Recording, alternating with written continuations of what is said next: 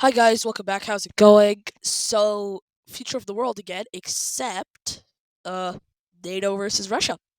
So, let's begin. Let's begin. Before we get into the video, please make sure to like and subscribe. And also, this is episode 2 of the Future of the World series.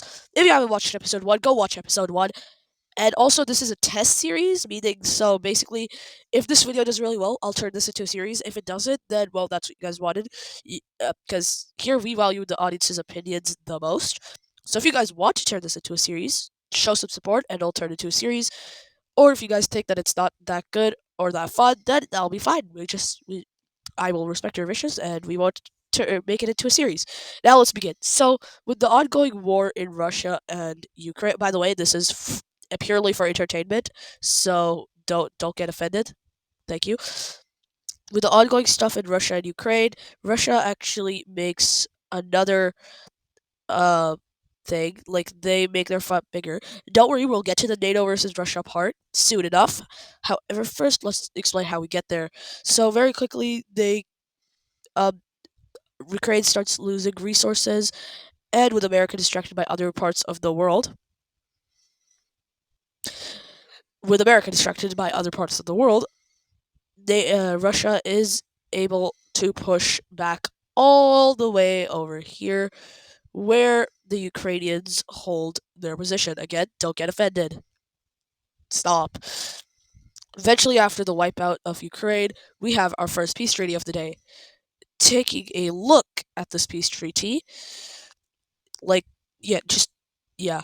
Again, don't get offended. Please. I'm begging you, don't get offended. So, with this peace treaty, we have this happening where Russia takes Ukraine.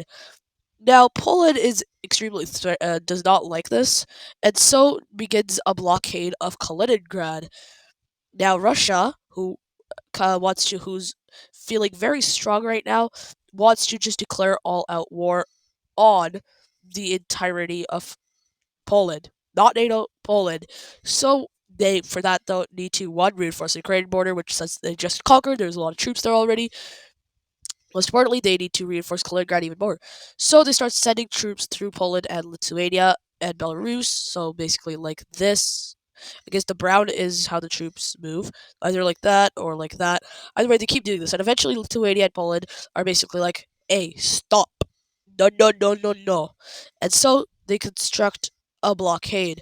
However, Russia just goes ahead and builds a railway across Poland into there to transport even more alongside naval transports. With this, Poland naval blockades, which means they build even more train tracks, and after many resources go in, Poland's basically like, okay, this is no, stop it, stop disrespecting my sovereignty. And then they're like, I will shoot any more of your troops, and Russia's like, then we'll declare war on you, and Poland's like, bruh, then stop, uh, stop sending troops through us, and Russia's like, no.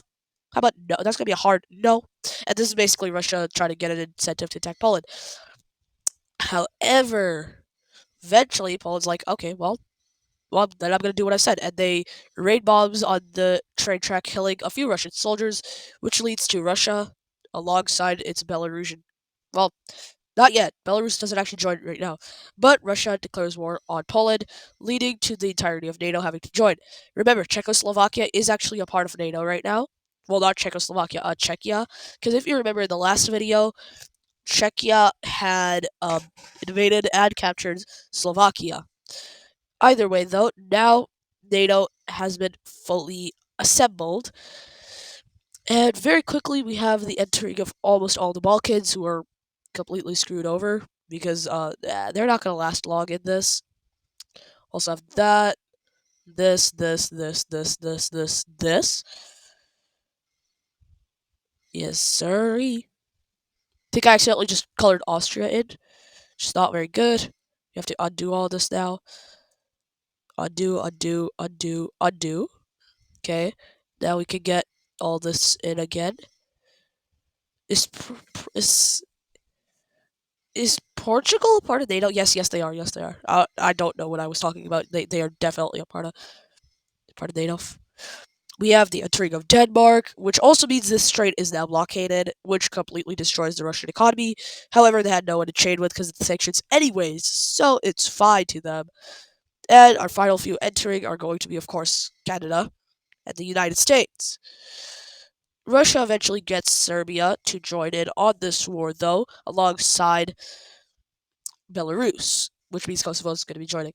So, taking a look at this war, we begin with Russian troops quickly trying to regain control, uh, regain their link with Kaliningrad by one, beginning the push from Kaliningrad, and two, quickly capturing the railroad they built, which means the Balkans have now been cut off. The Baltics have now been cut off. This is followed by a Russian and Belarusian push into the Baltics, and a Belarusian push over here, but it's mostly just Russian troops acting as Belarusian troops. Down here we have the Ukrainian infantry troop squad thing pushing into into yeah, you get it. And then Moldova, which is currently weak because Romania literally just put it in, and most people are moving away from Moldova into inner parts of Romania for fear of a Russian invasion. Uh, yeah, that's not gonna go well. Over in Finland, we have NATO seeing some success. They're unable to penetrate the border with St. Petersburg. However, they do push quite deep into North Russia. Eventually, they get into St. Petersburg a bit, but not enough to capture the nation. However, eventually, they do capture this little panhandle thing and stabilize the region by doing that. Over in Siberia, the American troops cross over the Bering Strait and capture the head of Siberia, eventually just completely capturing it completely. And then back over in the Baltics, we have Russian troops steamrolling through Estonia as fast as possible in order to help destroy Lithuania. However, Estonians are able to hold off, but are eventually completely destroyed. Over here, Lithuania continues to fall alongside Latvia. Eventually, after this little settlement in Estonia is crushed, Latvia and Lithuania soon fall after. Now, back over in Romania, the country loses the coastline, which breaks the nation completely. This also means that it is now fired from the Eurozone to help regulate the amount of refugees that are now going through, causing instability. And, well, I'm not saying refugees are a bad thing, but, like, right now the governments think that they should remove these guys from the Eurozone just so they can somewhat control the amount of refugees in here. However, that does not work as refugees continue crossing into Bulgaria in the parts of in the through the checkpoints which Russia has bombed. Back over here in Serbia, they finally start doing something, invading and capturing Montenegro, as well as Kosovo, and beginning to push into Albania, Albania, North Macedonia, and Bulgaria. However, this is stopped as Turkish reinforcements arrive, pushing the Serbians back into, well, Serbia. Over here, Croatia and Hungary begin some things and eventually connect over here with the Turkish troops and almost destroy Serbia. Meanwhile, Turkey starts pushing through Georgia to invade Russia from here. Russia, not very amused by this, pushes back, and after a few pushbacks, Russia just goes ahead and declares war on Georgia, chasing Turkish troops back into Georgia, where they begin their invasion of the Georgian nation completely. In this war, we see Georgia almost collapsing, but eventually getting liberated by Turkey, who's now allowed to use their space completely unrestricted. Back over here, Crimea, a landing is made on Crimea by the Turks, who are eventually stopped at that little corridor. As for Poland, the country sees a quick decline in its military morale and eventually begins to face heavy casualties as Russia captures its old Russian lands as well as some Russian Empire lands. This push is a little sad, to say the least, mostly because this means that a push into Germany is about to happen, and if Germany falls, then France will soon after. Back over here, Romania is not doing the best. However, is able to send a few troops into Serbia, and that is the final straw for the Serbians, who eventually fall. Over here, Russia sees some pushback into Finland, doing somewhat well in capturing some important coastline cities, but that's pretty much it. Uh, just like that. Yeah, they do a little bit of pushback, but it's not too much. From here, we see Russian troops beginning to focus more on Romania, where instead they actually leave Serbia alone. Little bit of Serbia is liberated, but most of the nation falls apart completely from the inside. After the destruction of Romania, we have the Hungarians lasting for a little bit before the front once again happens in their nation. However, it stops over here as Russia does not want to get too close to Italy, considering that the Italians are prepared for this and have had some. This war is taking place over 2 years, and the Italians have already gone from 10th strongest military in the world to uh not eighth, because in preparations of the war. Back over here, Russian morale is low as they're unable to crack through Georgia, and Turkey eventually abuses this to capture much of the eastern Russian, not eastern, southern Russian lands. This goes well for the most part. However, they're not really able to hold it, and eventually resort to capturing just this part and leaving Georgia as it is. This capture of land does help reinforce Crimea, though, which was one of Turkey's objectives to capture, because Crimea right now is Russia's beacon of hope. Why? Because it's like a thing. It's like the Russians can do anything if they put their mind to it. It's like that. It's like your dad showing you your report card and telling you, see, you can do anything if you want to. It's basically the equivalent of that, except Putin. So, very quickly after that front is destroyed, as we just saw, this new front emerges right here. That the only point of there that is to liberate Georgia, which eventually works, and well, yeah, Georgia has been liberated. Yay! Georgia wasn't even supposed to be in this in the first place. Back over here, we see Belarus actually betraying the Russians. This is a twist. This is quite the twist.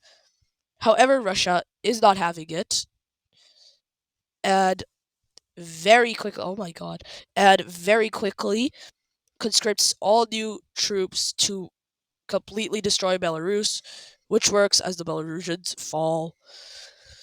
Over here, the Croatians force Russia, make a noble sacrifice and force the Russians to touch the Western Mediterranean, which eventually leads to the destruction of Hungary. However, also traps the Russian in now an ongoing battle with uh with what's his name, with Italy. Yeah, Italy.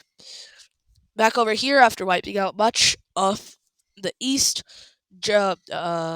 Russians across the globe, well, Russians that support Russia across the globe are happy as Russia is able to destroy even more Czechoslovakia, and now has no more hope of sticking to its original plan of get peace before the Germans or before you reach the Germans. This is eventually followed by the complete annihilation of Poland, Czechoslovakia, which leads to the entering of troops into mainland Germany. From here, we actually go behind over here, where American troops continue the march, destroying even more things and eventually capturing outer Manchuria and more in Serbia. This capture makes Siberians in Russia lose morale. However, everyone else is currently happy. Siberians feel like Russia is not actually caring for them, and eventually the entire province or region breaks apart and falls under American control. Back over here, we actually see quite the push as American troops finally land and push Russia all the way back there, almost liberating that, and eventually paired with Italian troops push Russia back here. After long years of bloodshed, the bloodshed begins to come to an end as American troops realize that they're not going to be able to push to Moscow from Europe, and instead send the full military into Siberia, which, paired with rebels who seek independence, they are able to completely destroy that part of Russia. However, this part was mostly inhabited anyways by Russian troops, and so most military personnel are still alive and well over here. Eventually, after reaching this part, American troops begin to slow down and are unable to break any further, leading to a loss of morale. This is not very good, and American troops stop here. Back over here, Russia seeks peace, and eventually peace is found after Russians push America back to here, and the Germans help recover most of Finland as Sweden starts losing troops. With this, we have a peace treaty finally breaking out. Let me make the peace treaty for you guys. All right, so beginning over here, we're gonna go to Euroblast. So this entirety of this, it's just given to America. Over here, you can see Finland got that, and oh, oops, I uh, forgot to erase this border. However, Norway gets that little panhandle. Russia gets this coastline from Finland, and then Georgia also got this, with Turkey getting Crimea. Over here, though, Russia turns Romania, Hungary. They actually split up Czechoslovakia into Czechia and Slovakia, turned Slovakia into a puppet, leave Czechia alone, and turned Poland into a puppet. So these four are puppets. And then they also annex all of Belarus, all of Moldova, parts of Romania, more parts of Romania, parts of Hungary, parts of Slovakia, all the Baltics, and a bunch of Poland. With this, guys, we're going to conclude the video here. Remember to show some support, like and subscribe, and let's see if we'll turn this into a series. Goodbye.